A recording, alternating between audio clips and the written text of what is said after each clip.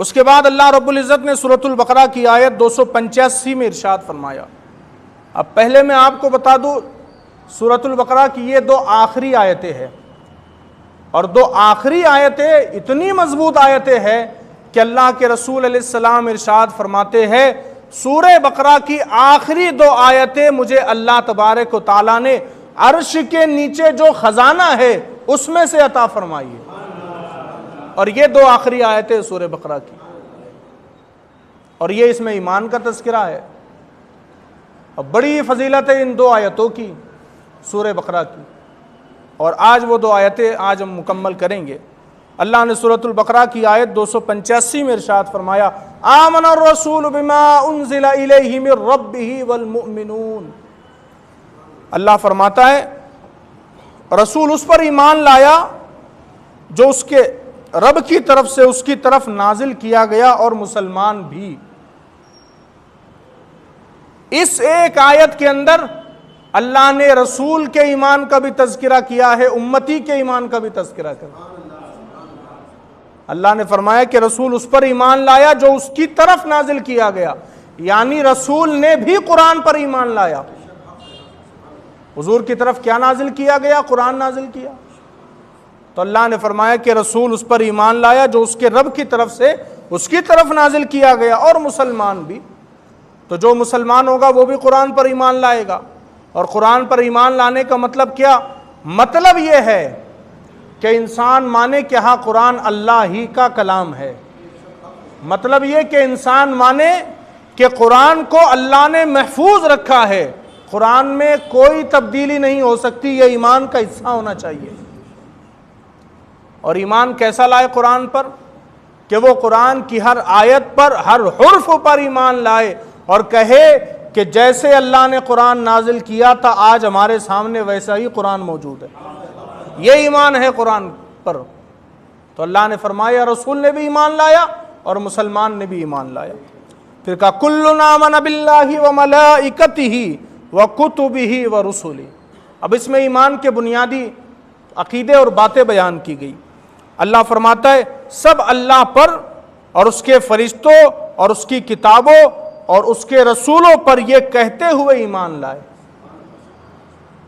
4 چیزوں کا ذکر ہے، سب اللہ پر، اس کے فرشتوں پر، اس کی کتابوں پر اور اس کے رسولوں پر. یہ 4 بنیادی عقیدے ہیں اسلام کے. ایمان مفصل جو بنا ہے اسی آیت سے نکل کر ایمان مفصل بنا ہے.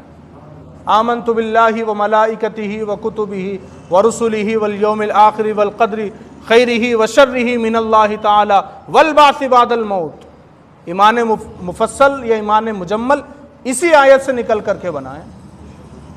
4 چیزوں کا ذکر ہے، اللہ پر، فرشتوں پر، کتابوں پر، رسولوں پر. اللہ پر ایمان کیا ہونا چاہیے؟ کہ اللہ ایک ہے، وحدہ لا شریک، اس کی ذات میں کوئی اس کے ساتھ نہیں ہے، وہ یکتا ہے، عبادت کے لائق صرف وہی ہے، نہ وہ کسی کی اولاد ہے نہ اس کی کوئی اولاد. یہ بنیادی عقیدہ ہونا چاہیے. اللہ قادر مطلق ہے، اس نے دنیا بنائی، یہ اللہ پر ایمان بندے کا ہونا چاہیے. اور اس کے بعد کہا کہ فرشتوں پر، تو فرشتوں پر کیا ایمان ہونا چاہیے؟ فرشتوں پر انسان کا ایمان یہ ہونا چاہیے کہ فرشتے اللہ کی نوری مخلوق ہے، نہ وہ مرد ہے نہ عورت، اور ان کی تعداد اللہ ہی بہتر جانتا ہے کتنے ہیں. اور فرشتے کبھی اللہ کی نافرمانی کرتے نہیں. فرشتوں کو اللہ نے جس کام کے لیے پیدا کیا وہ وہی کام کرتے ہیں، اسی پر مامور ہے.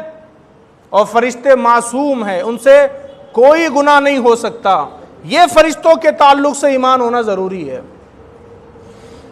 حالانکہ مکے کے جو کفار تھے وہ فرشتوں کو اللہ کی بیٹیاں کہا کرتے تھے، لیکن اسلام نے اس سے انکار کیا. تو فرشتے کے اوپر کیسا ایمان ہونا چاہیے، یہ بنیادی باتیں میں نے آپ کو بتائی. اور اس کے بعد کا کتابوں پر، اللہ نے 104 کتابیں نازل کی جس میں صحیفے بھی ہے، اور ان 104 کتابوں کے اندر 4 کتابیں جو ہے وہ اولو العزم ہیں، سب سے زیادہ عزت والی ہے، توریت، انجیل، زبور، قرآن. اور بندے کا ایمان ہونا چاہیے کہ وہ تمام جو آسمانی کتابیں ہیں وہ اللہ تبارک و تعالیٰ ہی کی نازل کردہ ہے. یہ ایمان ہونا چاہیے کتاب پر. اور ان ان کتابوں کے اوپر ایمان میں یہ بھی شامل ہے کہ بندہ مانے کہ تمام کتابوں میں اللہ نے سب سے افضل قرآن مقدس کو پیدا کیا، قرآن کو بنایا ہے۔ یہ ایمان کا حصہ ہونا چاہیے، تمام کتابوں میں افضل قرآن۔ تو یہ قرآن پر بندے کا ایمان ہو، اور اس سے پہلے بھی آپ کو میں بتا چکا قرآن کے تعلق سے۔ اس کے بعد کا رسولوں پر، رسول تو ہم کہتے ہیں کم و بیش 1,24,000 یا 2,24,000 ہے، سب اللہ کے رسول ہے۔ ہر رسول پر ایمان لانا ضروری ہے، البتہ کلمہ ہم آخری رسول کا پڑھیں گے،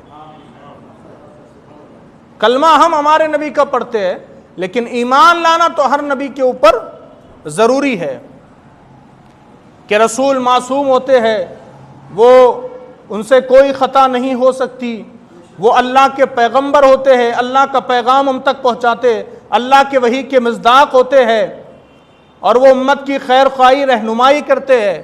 اس طرح کے تمام عقیدے مل کر کے یہ رسولوں پر ایمان یہ بنتا ہے عقیدہ۔ اور اللہ فرماتا ہے کہ رسولوں پر یہ کہتے ہوئے ایمان لائے، کیا کہتے ہوئے؟ لا نفرق بین احد منہم، کہ ہم اس کے کسی رسول پر ایمان لانے میں فرق نہیں کرتے۔ یہ کہتے ہوئے ایمان لائے کہ ہم ایمان لانے میں اس کے کسی رسول میں فرق نہیں کرتے۔ ایمان کے معاملے میں، نبوت کے معاملے میں سارے نبی برابر ہے، سارے نبی برابر، نبوت کے اعتبار سے سارے نبی برابر۔ لیکن خدا نے کہا تلک الرسل فضلنا بعضهم علی بعض، ہم نے رسولوں میں کسی کو کسی پر افضل کیا ہے، کسی کو کسی پر افضل کیا۔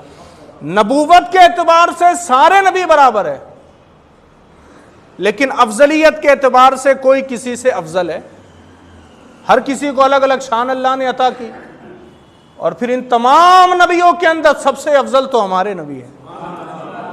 امام اہل سنت نے کہا نا، سب سے اولا و اعلیٰ ہمارا نبی، سب سے بالا و اعلیٰ ہمارا نبی، تو سب سے افضل ہمارے نبی۔ نبوت کے اعتبار سے سب برابر ہے، لیکن فضیلت کے اعتبار سے سب کے درجے الگ، اور ہمارے نبی کا درجہ سب سے اعلیٰ ہے۔ پھر کہا وقالوا سمعنا واطعنا، اور انہوں نے عرض کیا ہے ہمارے رب ہم نے سنا اور مانا۔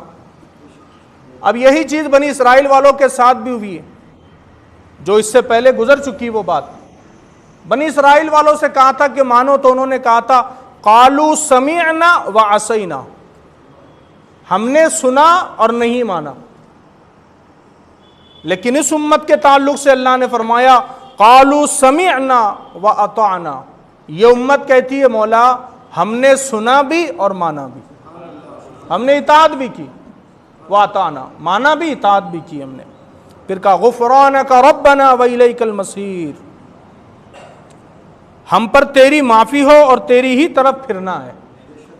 بندہ کہتا ہے کہ مولا ہم کو معاف کر دے، ہمارے لیے معافی ہو تیری طرف سے، ہم تو تیری طرف آنے والے ہیں، لوٹ کر تیری طرف آیا جائے گا، تیری دربار میں ہم کو حاضر ہونا ہے۔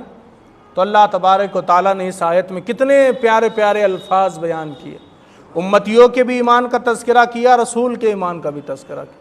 اس امت کی شان بھی بیان کی کہ یہ امت کہتی ہے وقالوا سمینا واطعنا۔ بنی اسرائیل والے، یہودی کہتے تھے، عیسائی کہتے تھے ہم نے سنا لیکن مانا نہیں، واسینا، لیکن یہ امت کہتی ہے قالوا سمینا واطعنا، ہم نے سنا بھی اور مانا بھی۔